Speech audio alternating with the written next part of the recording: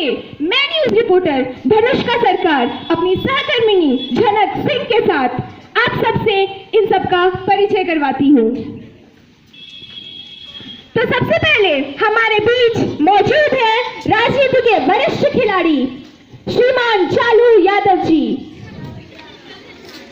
हिंदी धारावाहिक की मलिका फेकता कपूर जी, राजनीति की अगली महानायिका भस्मा स्वराज जी,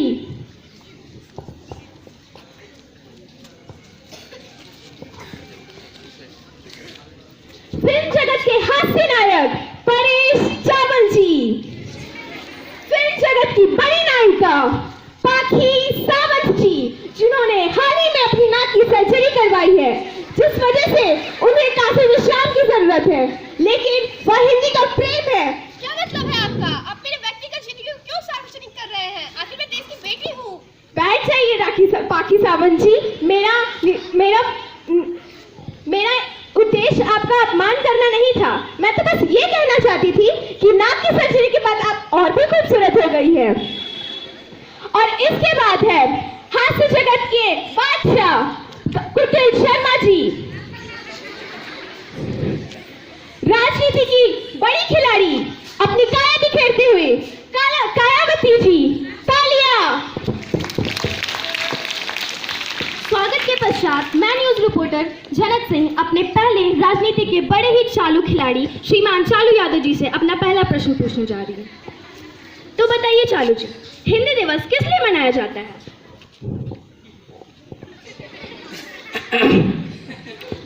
देश में तमाम दिवस मनाए जाते हैं। स्वतंत्रता दिवस, गणतंत्र दिवस, बाल दिवस, शिक्षक दिवस और वगैरह वगैरह। इसी तरह हिंदी दिवस भी मनाया जाता है, जैसे कि स्वतंत्रता की, आज़ादी की, संविधान की और नेहरू गांधी जी की जयंती मनाकर उन्हें याद कर ली जाती है। इसी तरह हिंदी को भी याद करने के लिए हिंदी दिवस मनाया जाता है। राजभाषा होने के नाते इतना तो जरूरी होगा ही मेरे ख्याल से। लेकिन केवल एक दिन हिंदी दिवस मनाने का क्या औचित्य है? अगर रोज हिंदी दिवस मनाएंगे तो बाकी दिवस यादराज करेंगे कि नहीं? सबको बराबर मौका मिलना चाहिए। इसका एक फायदा और होता है कि लोगों के मन में जितनी हिंदी होती है सब हिंदी एक दिन में निकाल कर साल भर मस्त रहते हैं। आपका बहुत बहुत धन्यवाद चालू जी। अब मैं माइक अपनी मित्र धनुष्का सरकार को थमाना चाहूंगी। तो दर्शक जनों, जैसा कि आप सभी ने सुना चालू यादव जी का हिंदी के प्रति विचार, तो कार्यक्रम को आगे बढ़ाते हुए हम बढ़ते हैं हिंदी धारावाहिक की सबसे बड़ी खिलाड़ी श्रीमती फेकता कपूर जी की तरफ। तो फेकता जी, हम जानना चाहेंगे कि हिंदी की वर्तमान स्थिति के बारे में आप क्या फेंकना, मेरा मतलब है कहना चाहेंगी? मैं बस इतना ही फेंकना, मेरा मतलब कहना चाहूंगी कि हिंदी की हालत तो टनाटन है। हिंदी को भला किसकी नजर लगी है? आप ऐसा किस आधार में कहती है? कोई एक आधार हो तब तो बताएं। इतने सारे आधार कितने गिनाएं? कोई एक ही बता दीजिए। हम रोज सारा काम छोड़कर, बुराई भलाई छोड़कर टीवी पर हिंदी सीरियल देखते हैं। घटिया से घटिया सीरियल, इतने घटिया कि देखकर रोना आ जाए। ये तो हिंदी ही है कि नागिन पिछले 3 सीजन से चलती आ रही है। अगर ये अंग्रेजी में होती तो स्नेक्स तो नेशनल ज्योग्राफी चैनल पे बच्चे देख रहे होते ना। सब हिंदी के कारण ही है, इससे बड़ा क्या प्रमाण है? वैसे एक बात तो कहना पड़ेगा, नागिन में आपका भी बड़ा सहयोग रहा है। हाँ, मगर इसमें मोनी टॉय जी का भी बहुत बड़ा सहयोग रहा है। धन्यवाद फेकता कपूर जी, हम सबके सवाल का यूं जवाब देने के लिए। अब मैं माइक अपनी सहकर्मिनी झनक सिंह को थमाना चाहूंगी। अब तो आपने सुना ही फेकता जी का विचार, तो अब बढ़ते हैं अपने अगले राजनीति की एक और बड़ी खिलाड़ी श्रीमती भस्मा स्वराज जी की ओर। तो बताइए भस्मा स्वराज जी, अक्सर ये बात उठती है कि हिंदी को अंग्रेजी से खतरा है, आपका क्या ख्याल है? कोई खतरा नहीं है। हिंदी कोई बताशा है क्या जो अंग्रेजी की बारिश में घुल जाएगी? नहीं, हिंदी कोई छुई की फूल जो अंग्रेजी की उंगली देखते ही मुरझा जाएगी। हिंदी पर अंग्रेजी के बढ़ते प्रदूषण, इंग्लिश पर आपका क्या कहना है? ये रगड़ तो चलती ही आ रही है। जिसके कल्ले में बूता होगा वो टिकेगा, जो बचेगा सो सकेगा। समय की मांग को जो भाषा पूरा करती रहेगी उसकी पूछ होगी, वरना आदरणीय, वंदनीय, पूजनीय बताकर अप्रासंगिक बन जाएगी। लोग कहते हैं कि अगर कंप्यूटर के विकास की भाषा हिंदी जैसी वैज्ञानिक भाषा होती तो आज के मुकाबले 20 वर्ष अधिक विकसित होती।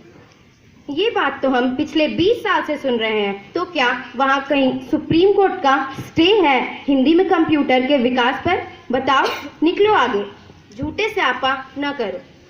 आपका बहुत बहुत धन्यवाद भस्मा स्वराज जी। अब मैं माइक अपनी मित्र धनुष्का सरकार को थमाना चाहूंगी।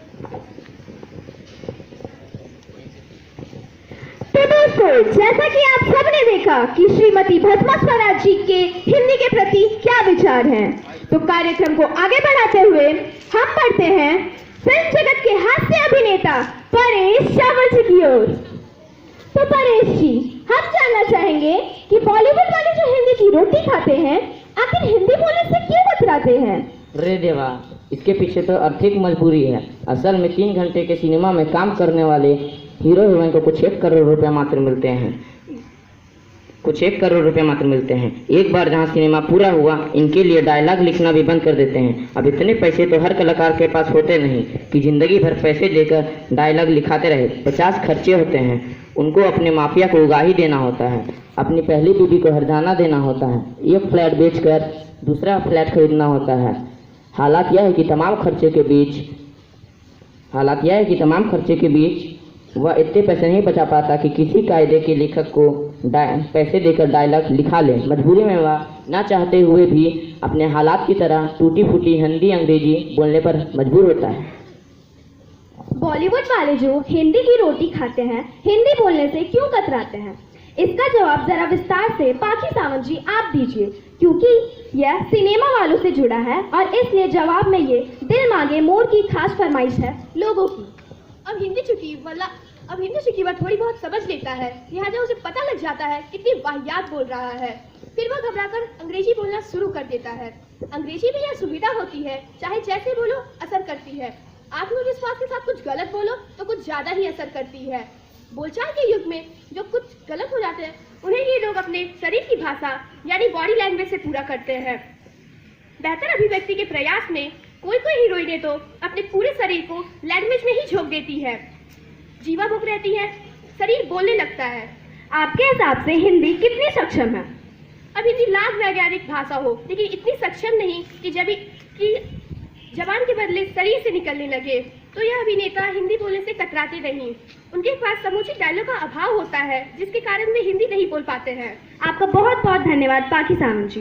अब मैं माइक अपनी मित्र धनुष्का सरकार को थमाना चाहूँगी।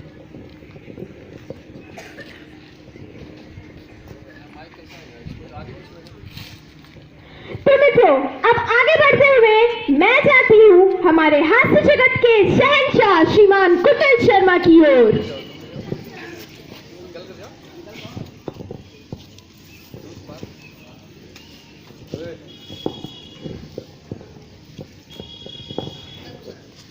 तो कुटिल जी, आप बताइए, बॉलीवुड का तो पता समझ में आया कि कुछ मामला या मजबूरी है, लेकिन अच्छी हिंदी वाले भी बीच बीच में अंग्रेजी के वाक्य क्यों बोलने लगते हैं? आमतौर पर यह बेवकूफ़ी लोग इसीलिए करते हैं ताकि लोग उनको मात्र हिंदी का जानकार समझकर बेवकूफ़ करने की बेवकूफ़ी ना कर बैठे। हिंदी के बीच बीच में अंग्रेजी बोलने से व्यक्तित्व में ठीक उसी तरह निखार आ जाता है जैसे चेहरे पर क्रीम पोतने से चेहरा खिल उठता है। वास्तव में ऐसे लोगों के लिए अंग्रेजी एक जेट की तरह काम करता है, जिसके सहारे वे अपने विश्वास का पहिया ऊपर उचकाकर अपने व्यक्तित्व का पंजर बनाते हैं। लेकिन ऐसा देखा गया है कि ऐसे लोगों का हिंदी और अंग्रेजी दोनों भाषाओं पर समान अधिकार होता है, यानी कि उनका दोनों भाषाओं का ज्ञान चौपट होता है। धन्यवाद कुटिल जी। अब मैं माइक अपनी सहकर्मिणी झलक सिंह को थमाना चाहूंगी। अब तो आपने सुना ही कुटिल शर्मा का हिंदी के प्रति विचार, तो अब बढ़ते हैं अपने अगले राजनीति की प्रसिद्ध दिग्गज सुश्री कायावती जी की ओर। तो बताइए कायावती जी, हिंदी दिवस पर आपके क्या विचार हैं?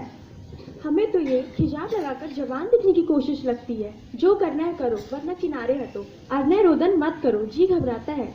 हिंदी की प्रगति के बारे में आपका क्या सुझाव है? देखो भैया, जबर की बात तो सब सुनते हैं। मजबूत बनो हर तरह से। देखो, तुम्हारा रोना गाना तक लोग नकल करेंगे। तुम्हारी बेवकूफ़ियों तक का तार्किक महिमा मंडन होगा। रोते पीछे रहोगे तो ऐसे ही रोते रहोगे, हिंदी दिवस की तरह।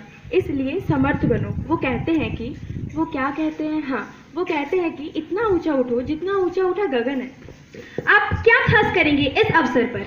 हम क्या करेंगे? विचार करेंगे, हिंदी दिवस के बारे में सोच लेंगे, खा पी कर चिंता करेंगे, लेख लिखेंगे, लिख के थक जाएंगे, फिर सो जाएंगे। और कितना त्याग किया जा सकता है बताओ। आपका बहुत बहुत धन्यवाद कायावती जी। तो देखा दर्शकों, विभिन्न क्षेत्रों के दिग्गज ने भी कैसे अपने हिंदी के प्रेम को हम सबके समक्ष अपने विचारों के द्वारा प्रकट किया। भाई मैं तो कहती हूँ, मानस भवन में आर्यजन जिसकी उतारे आरती, भगवान भारतवर्ष में गूंजे हमारी भारती। देवियों और सज्जनों, हिंदी इतनी भी कठिन नहीं कि कामकाज में इसका प्रयोग न कर पाए। कौन कहता है आकाश में छेद नहीं हो सकता? कौन कहता है आकाश में छेद नहीं हो सकता? अरे एक पत्थर तो तबियत से उछालो यारो।